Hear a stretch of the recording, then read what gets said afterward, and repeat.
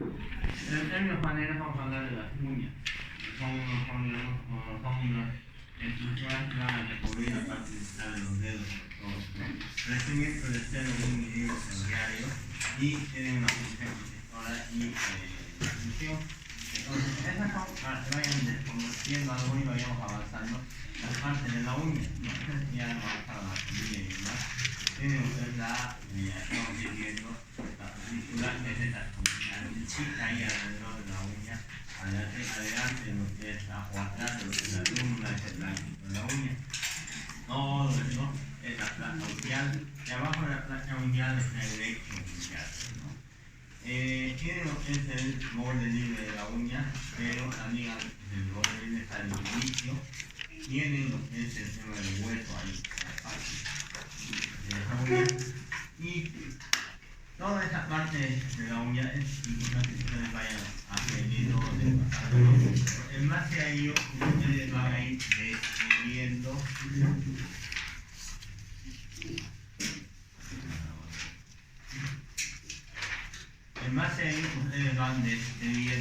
todas las alteraciones de lo que es esta uña, ¿no?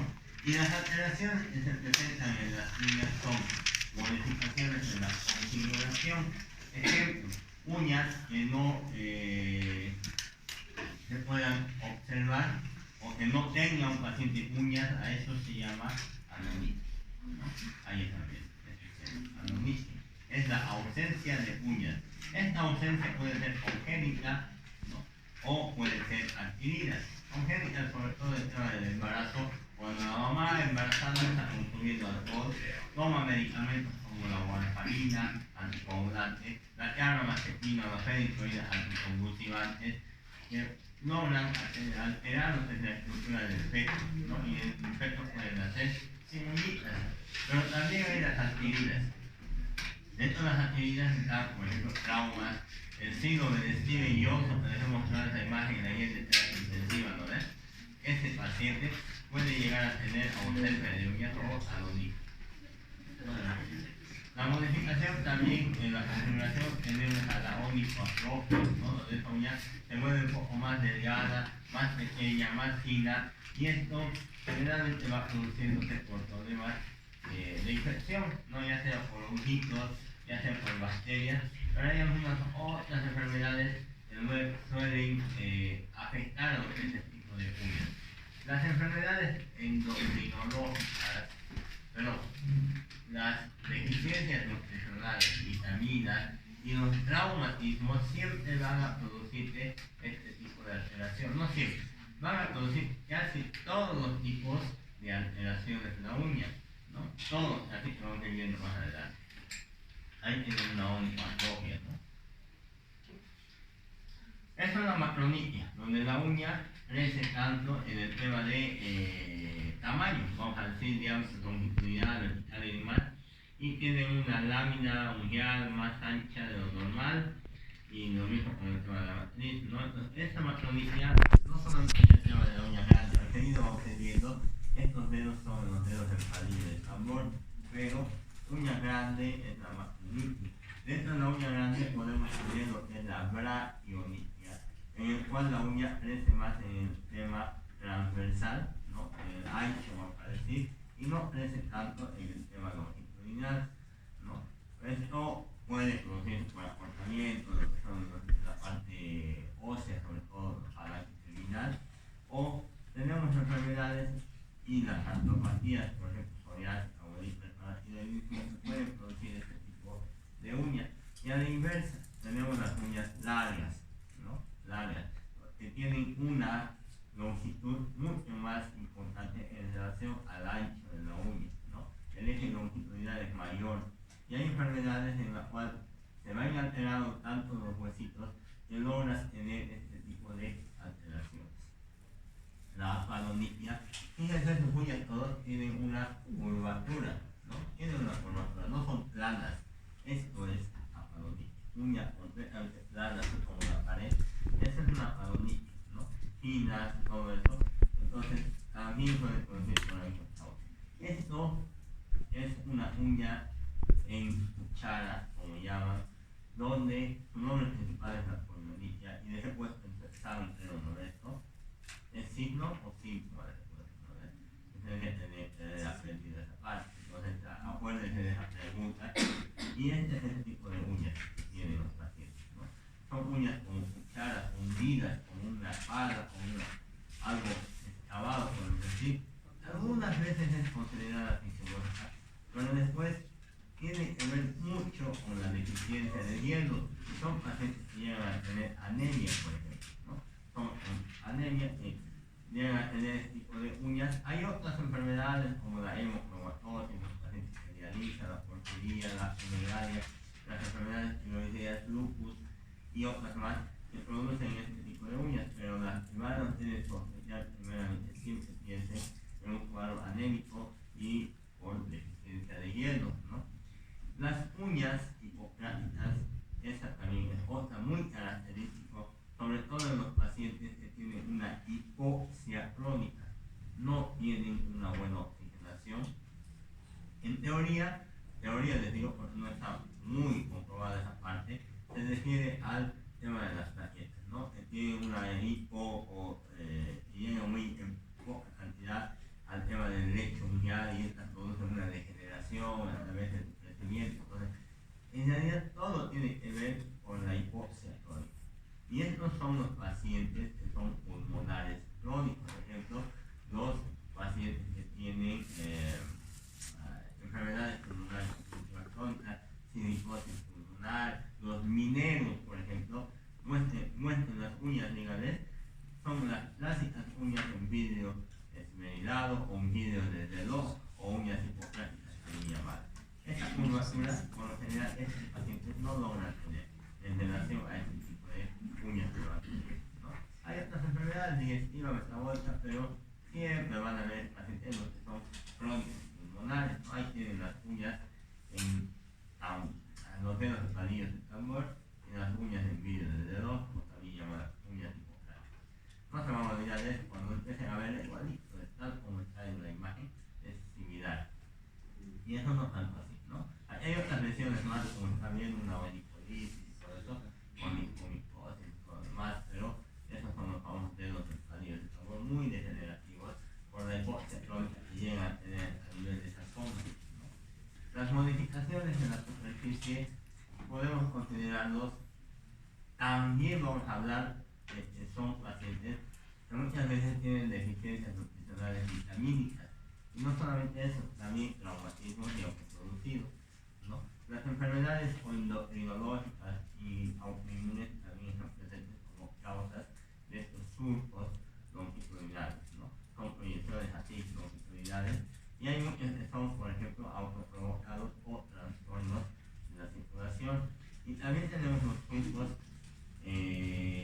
transversales, ¿no? Mismas causas por lo general, donde tú vas degenerando, y la eritrodermia, la deficiencia de zinc, que ayer también hemos hablado, enfermedades febriles pueden llegar a desarrollar o desencadenar lo que son el tipo de uñas, ¿no? Siempre van combinadas con algo más, no solamente son el tema de los surcos y nada más, ¿no? Lo mismo con punteados o hoyuelos en las uñas, ¿no? Dependiendo de multiformes. Se va relacionado con la alopecia areata, que vamos a ver enseguida, traumas, psoriasis, las modificaciones en la coloración, una leuconitis. Esto es una leuconitis, una modificación donde la uñita pinta blanco, que puede ser parcial o puede ser total, puede ser difusa, segmentaria y demás. Entonces esto va relacionado de vuelta con problemas de deficiencia nutricional, con problemas de traumas a nivel de deficiencia, pero hay otros que son como la psoriasis, ciertos fármacos que también pueden producir ese tipo de leuconitis. No solo son blancos, también pueden ser amarillos, en el cual, por ejemplo, tenemos las famosas uñas de Elsie, ¿no? Producidas en los pacientes con cirrosis e insuficiencia renal, sobre todo en los pacientes con cirrosis, ¿no? Esa es una leuconitis, fíjense, con surcos para representarlo. Y estas son las uñas de Elsie, ¿no? Está presentado en el paciente con cirrosis más que todo, que vamos viendo, y con insuficiencia renal. Hay lo que es la melanonitis, ¿no? Lo que es una pigmentación. Imagínense golpear a ese nivel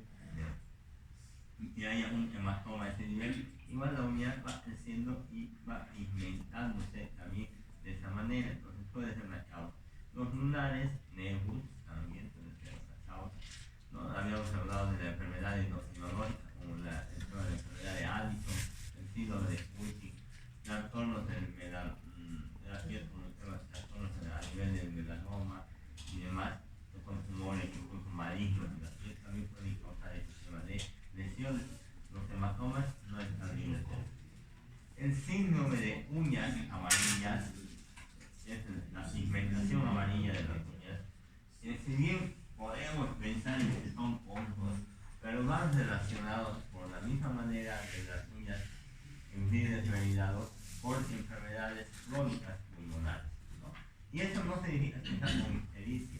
Ese tipo de pacientes tienen las uñas amarillas, pero el cuerpo no es amarillo, las mucosas no son amarillas, la bilirrubina está normal, entonces hay que pensar en problemas más que todo de tipo pulmonar cuando ven este tipo de pacientes. ¿No? Las modificaciones de uñas y el tejido periungual, tenemos la destrucción de lo que es la onipolisis, ¿no? Ahí se va desprendiendo de lo que es la lámina unguial del lecho unguial que habíamos hablado en un principio, ¿no? Causas hipertiroidismo, hipotiroidismo e hipertiroidismo pueden causar eso. Ambas pueden causar esa lesión. Las infecciones por hongos y bacterianas igual, los déficits nutricionales abocados más al hielo también, los traumas igual, pero parte de la onipolisis también tenemos a los hongos. Una patología muy frecuente, ¿no? Muy frecuente, en la cual se van a destruir las uñas. Eso es una onipolisis, ¿no? Se van destruyendo todas esas uñitas, se van degenerando, desinfectando, y eso puede causar, bueno, lo que es mayor deterioro a nivel no solo periungual, sino también de la piel. Este tema de los hongos es muy complejo de manejar. ¿Por qué? Porque si ustedes agarran y tratan, por ejemplo, la micosis o micosis de esta uña, muchas veces ya la contagiaron a otra uña. Entonces ya es medio complejo tratar esta enfermedad. Luego de eso es hasta la sana, y se cruzan esta y trata la otra uña. Entonces a veces es bueno tratar todas en una sana para evitar justamente eso. Y el otro detalle es que la mayoría de las lesiones hipóticas afectan tanto lo que es matriz, unguial, y son profundas. A ese lugar no le llega mucha vascularización y, por ejemplo, los medicamentos vía oral son menos efectivos que los medicamentos de tipo tópico, ¿no? Los que ponen encima la uña, entonces son menos efectivos por esta misma razón, porque la circulación no le llega tanto a estas zonas y el medicamento vía oral tiene una difícil penetración a ese nivel, ¿no? En cuanto a los grados, y eso no vamos a ver, generalmente empiezan con unas lesiones blanquecinas, leuconitis aparecería, luego está con una onipolisis, agrietados, surcos y demás, hasta que llega a tener una atrofia y llega a tener un cambio en su morfología, los tetraundos, ¿no? De esta manera. Entonces, ¿cuáles serán los signos, síntomas de una oniposis? Vamos a hablar de uñas engrosadas, ¿no? Aumentadas en el grosor de estas uñas. Segundo, la coloración cambia a blanquecino oscuro, incluso amarillenta, ¿no? Entonces llegan a tener tipo de... Son frágiles. Tú agarras la uña y a veces se rompen con fragilidad, ¿no? Lo golpeas y ya está rompiéndose esta uña. La forma no es la clásica uña, ¿bien? Es totalmente alterada la forma de esta uña. Tiene un color oscuro, ya lo he hablado, y muchas veces generan un olor desagradable, ¿no? Entonces huelen mal, vamos a decir, ese tipo de uñas. Cuando tienes ese tipo de pacientes, lo primero que tienes que pensar es en una onicomicosis, ¿no? O sea, uñas afectadas. ¿Cuáles son los factores del riesgo? El envejecimiento. Eso ya no se puede parar. Mientras más abuelito sea uno, es difícil decir no envejezcan. Ese es un factor del riesgo. La sudoración intensa y el pie de atleta son transpiraciones que tiene el paciente, sudan bastante, tienen una hiperhidrosis y, por ejemplo, el pie de atleta es aquellos pacientes que hacen deporte, ¿no? Todo el tiempo están con el mismo zapato y todo el tiempo que hacen deporte está su pie húmedo, ¿no? Y eso afecta también a la uña y predispone a que vaya apareciendo hongos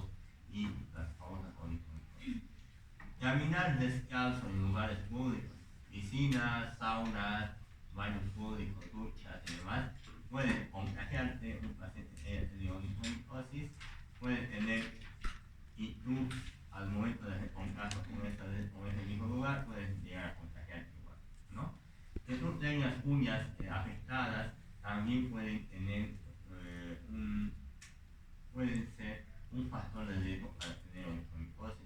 Y las enfermedades, obviamente, ninguno de sus virus como la leucemia, el VIH, las insuficiencias renales, incluso hasta la diabetes, los pacientes oncológicos presentan onicomicosis también con mayor facilidad. ¿Cuáles son las prevenciones? El envejecimiento no va a prevenir, no nadie va a decir dejar de envejecer porque dispone a tener onicomicosis, no les van a decir eso. Pero sí el lavado de manos, lavado de pies adecuado y el secado sobre todo de esos pies, de la uña afectada y todo eso, es muy importante, ¿no? El cortarse de forma correcta, las manos siempre en forma recta, las uñas pueden ser en forma curva, las uñas en cortada y la limada, eso tiene que ser adecuado, ¿no? Usar calcetines y no estar con zapatos, por ejemplo, los crocs, ¿no? Esos que usan en los hospitales y que muchas veces los pacientes están con uñas con pies transpirados, con hiperhidrosis y eso predispone, por ejemplo, a tener lo que es onicomicosis, ¿no? Hay que elegir zapatos adecuados, no que lleguen a producir esa transpiración. Utilizar algún tipo de zapato, zapatilla, sobre todo sandalias en lugares donde tengan una persona encargada de descalzo, porque una de estas puede contagiar, ¿no?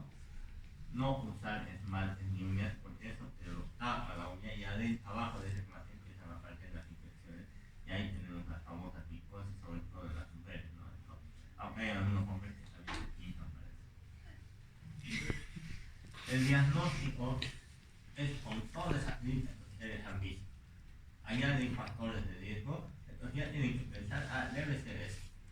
Pueden hacer un frotis, pedir un raspar esa uñita y mandar a analizar microscópicamente.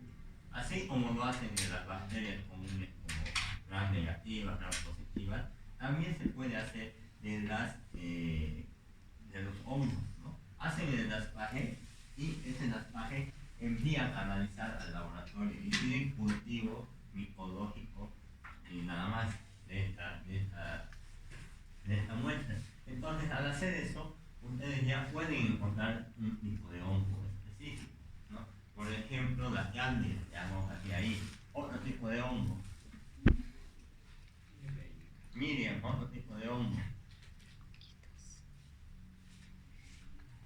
Varios, otro tipo de hongo. Rafael, otro tipo de hongo. Mauricio, otro tipo de hongo. Osorio, no conoce hongo.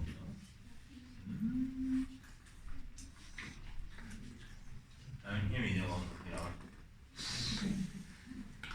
En las bacterias o microbiología.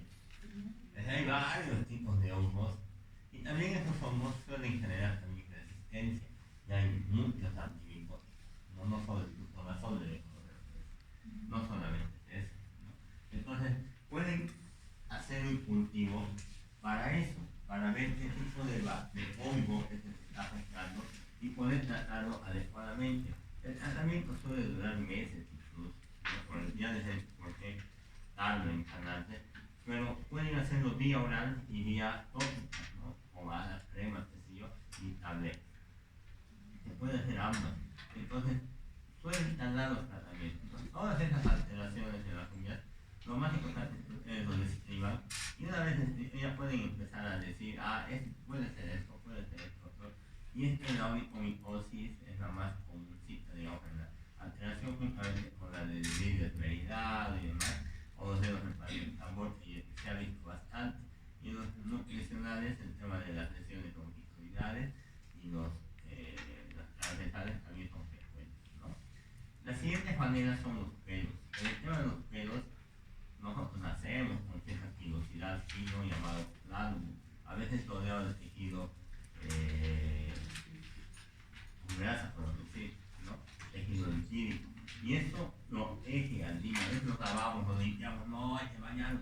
Y eso no, eso es en primera instancia un método de protección de los peces de bebé. Ahí mismo retiramos todo ese tejido fibroso, dando en una primera instancia, como decimos, para protegernos.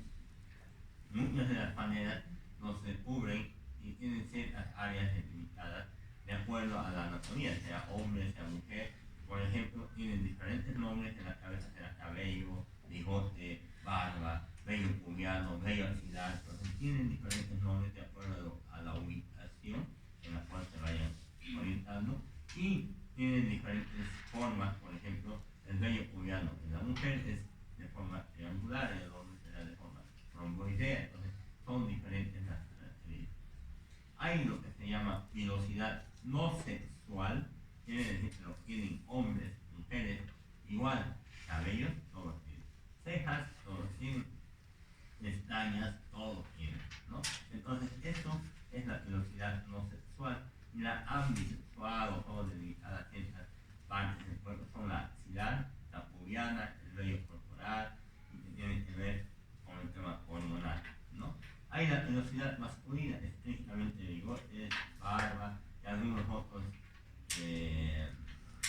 los famosos hombres de pelo en pecho, ¿no? Hay eso también. Entonces esa es una pilosidad masculina. Cuando ustedes tengan que valorar el cabello, los pelos, tienen que haber aspectos, por ejemplo, raciales, genéticos, constitucionales, geográficos, sexuales y demás. Realmente que los japoneses no tienen mucho vello, ¿verdad? No tienen mucha barba, no tienen bigotes grandes, nada. Estos son aspectos geográficos. Y se dan cuenta en los varones, sobre todo, que cuando su papá tiene calvicie, mi favorito tiene calvicie, ustedes también van a tener calvicie, muchas veces van al médico, pero debe estar quedando calvo, y es por eso que tu papá es calvo, tu abuelo es calvo, no esperes tú no ser calvo, ¿no? Entonces hay características genéticas también relacionadas con él, simplemente aceptación, no hay aceptación.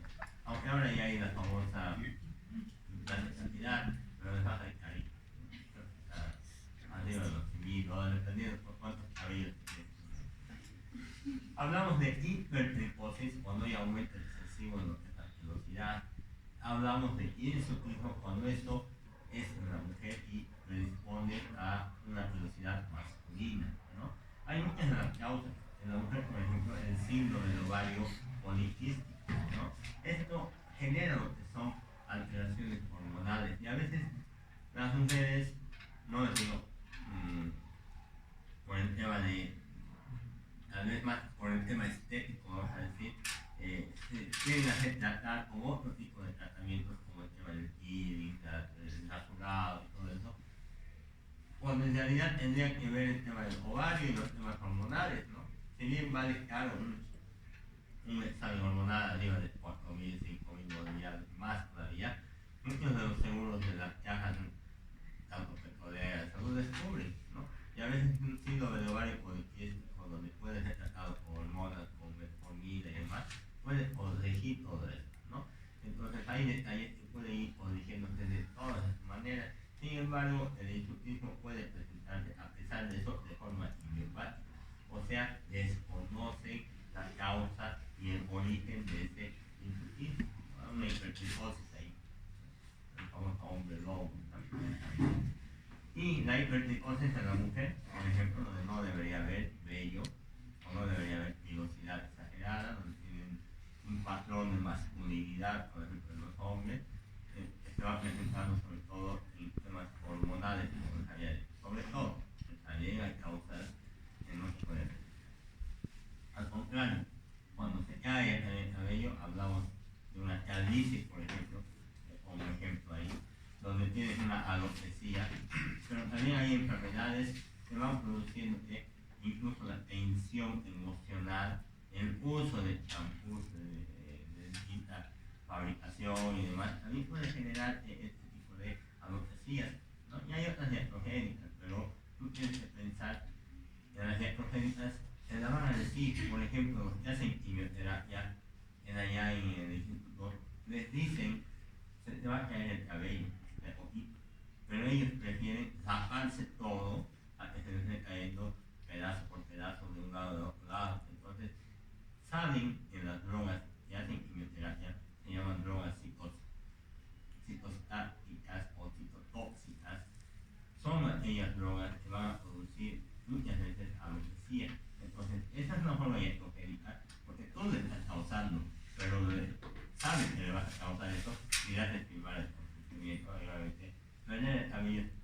un costo mínimo en relación a perder la vida, ¿no?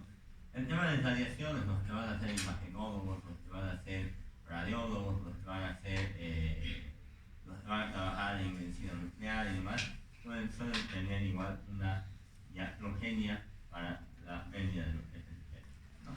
Hay lo que es la alopecia areata, ¿no? Así como están viendo, que generalmente va relacionado igual con hongos, ¿no? Con hongos. Pero muchas de las alopecias, por ejemplo, esta niña de aquí abajo, suelen tener una alopecia algo distinta a lo que han visto hace rato. Esta suele ser por desnutrición y no tanto así por el tema hormonal, ¿no? Entonces ese tipo de alopecia no tiene así áreas bien delimitadas, sino que todo y justo la pérdida de cabello. Para este tipo de pacientes hay que valorar la cantidad de cabello, su distribución, la coloración, la forma, y cuando hagan la palpación, porque esto es todo inspección, cuando hagan la palpación, la fragilidad y la implantación. Vamos a ir a fragilidad. Agarran el cabello, primero la implantación. Agarran el cabello, un pedacito, y jalan un poquito, ¿no? Jalan el cabello. Si se sale, obviamente no está una buena implantación. Y el otro, la fragilidad. Se puede agarrar el cabello y doblarlo en dos y ver si es quebradizo o no. Muchos de los cabellos suelen ser quebradizos. Entonces, eso es fragilidad ya del propio pelo, vamos a decir. Pero también tenemos que analizar su cantidad, distribución, coloración y la forma. Se analizan estas otras situaciones. Entonces, cantidad, distribución, coloración y forma. Eso es lo normal cuando ustedes vayan a hacer una revolución. Su forma. Misógicos, los lacios. Sinóticos, los que están medio onduladitos. Y ulóticos, los que son chulquitos ahí, utilizados completamente, ¿no? Entonces son tres tipos de forma de los cabellos que pueden ir a anotar en su evolución. Pero no solamente eso, tienen que valorar la cantidad, distribución, la forma, ya hemos dicho, la coloración, fácil, ¿no? ¿Qué tipo de color de cabello tienen, ¿no? La distribución, si está distribuida en todo el cuero cabelludo. Y la cantidad, eso ya es más sujeto al observador que prefiere. Y para eso, pues les presento a su primer paciente para que haga y hable de todos estos aspectos, 4, para que valoren estos aspectos. Ahí, ¿quién se anima? ¿Nadie? ¿Cómo describen eso? Porque les va a llegar al paciente así. ¿Y cómo van a describir? Pacientes con cabellos de tipo lisótricos, coriáceos, negros, ¿no? En moderada cantidad, con alopecia o ausencia de pilosidad a nivel parieto temporal del lado izquierdo. Nada más. Esa es la forma de comprender. Es así sencillito, ¿no? Entonces, eso es el tema del cabello. No hay mucho más, ¿no? En la humedad de la piel, cuando hablamos de la piel, otra vez vamos a hablar de la piel, hablamos del tema de la humedad. Y vamos a referirnos a lo que son las glándulas sudoríparas, ¿no? Las que producen transpiración y demás. Esas glándulas sudoríparas son dos, écrinas y apócrinas. Las écrinas son las que tienen en todo tu cuerpo, ¿no? Son las que normalmente todo uno tiene desde el momento de nacer incluso. Tienen una transpiración, una sudoración, es un poco más salado, ciclino, y no tienen olor, ¿no? Por lo general no huelen nada. Pero tienen las glándulas apócrinas, o también llamadas sexuales. Estas aparecen en zonas, por ejemplo, el área genital, el ano, las axilas, la areola mamaria y demás, y aparecen y se desarrollan con mayor fuerza en la pubertad. Estos sí tienen un olor desagradable, huelen mal, generan una bronquiolitis, que ahorita vamos a ir viendo eso, ¿no? Entonces, este tipo de alteraciones se puede dar en el paciente produciéndonos lo que es la hiperhidrosis, es la exageración en la transpiración del paciente, no hiperhidrosis. Esa hiperhidrosis puede ser difusa, circunscrita o delimitada, y la gustativa. La difusa, todo tu cuerpo transpira. Ejemplo, tuberculosis, el paciente amanece mojadito en la mañana o en la noche, ni siquiera pasado transpirado, no sé por qué. La fiebre, todo tu cuerpo te hace transpirar cuando empiezas a bajar el tema de la fiebre y pierdes calor. obesidad y demás. Entonces son aspectos a tomar en cuenta en este tipo de hiperhidrosis. La circunflicta es solamente la que se da en ciertas áreas, por ejemplo, las manos o las palmas de las manos o las plantas de los pies. Va desarrollando más con disfonías neurovegetativas y trastornos emocionales psicológicos, ¿no? Hace nuestro compañero que a mí me trastornan las manos, pero es pues por esto, ¿no? Y muchas veces hay que valorar la parte psicológica y demás del paciente para ver qué está pasando, o la parte neurovegetativa que estamos viendo, ¿no? Entonces son trastornos más localizados.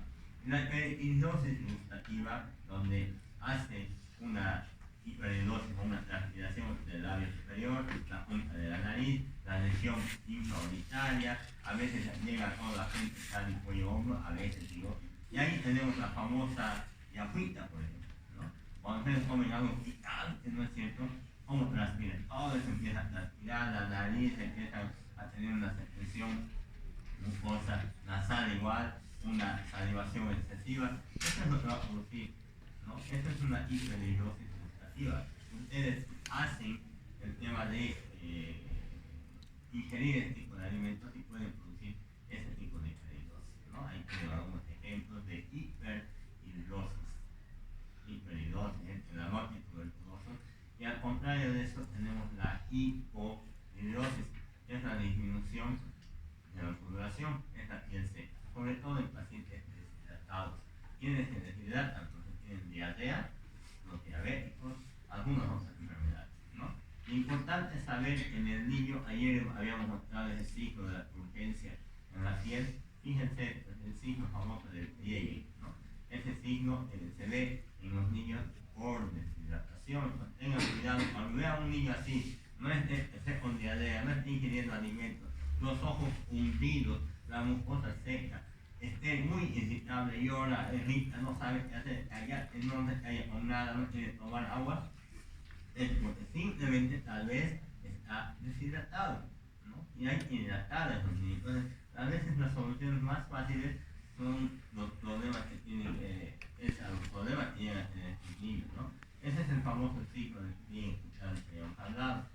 La amidrosis es ausencia de sudoración, ¿no? Que puede darse en problemas de tipo tiroidismo, trastornos a nivel simpático, en el tema de la diabetes y demás, donde la piel es reseca, vamos a decir, y no hay sudoración del paciente. La bromidrosis, hace un momento habíamos hablado, ¿no? Es esta sudoración maloliente, fétida, que puede generar en la persona y va relacionado con el tema de alimentos como el ajo, cebolla, algunas otras frutas, el alcohol y el mal. Enfermedades como por ejemplo la pseudomonas, la salmonela, donde puedes oler a paja mojada de tu paciente, pueden tener pues ciertas características. Entras a una sala, hueles a paja mojada y dices, esta es una pseudomonas.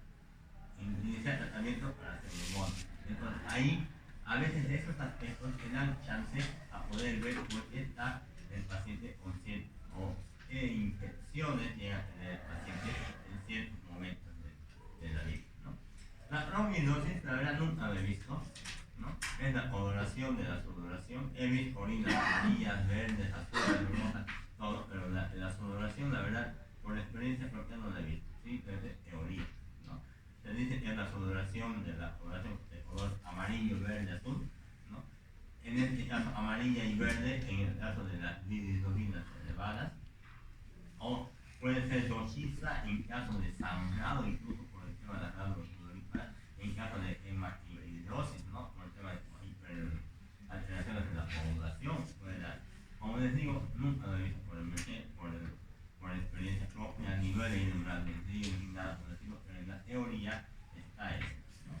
Y esto es del oriente, la famosa sudamina o el calor interno, se dicen por aquí. Entonces, a veces les aparecen estas lesiones a los bebecitos y muchas veces tratarlos con maicena y nada más es la solución, no con tratamiento antibiótico ni nada. Y esto es por la exagerada transpiración del bebé y están expuestos a mucha humedad, ¿no?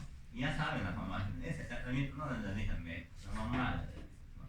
Una mamá primerita no, pero las mamás general ya conocen esto y dicen, pobrecito, ponle maicenita, ponle nada más, secale bien, está transpirando mucho seguro, ¿entiendes? Con eso va a pasar, ¿no? Donde va gestándose la transpiración. Doctor, ¿eso puede dar a adultos? Sí, puede igual a adultos. Igual puede afectar las dudas a ese nivel. Terminas con maicena ya. Sí, pero en realidad en este verde la humedad está llegando a tu cuerpo, no está transpirando mucho. Un viaje a Santa Cruz por la humedad. Hay que tener que cambiarse la ropa constantemente y las secantes andan con toallitas, no se transpiran mucho por allá. Para mañana van a leer circulación colateral, ¿no? Ya vamos a empezar con eso y ahí vamos a empezar con enfermedades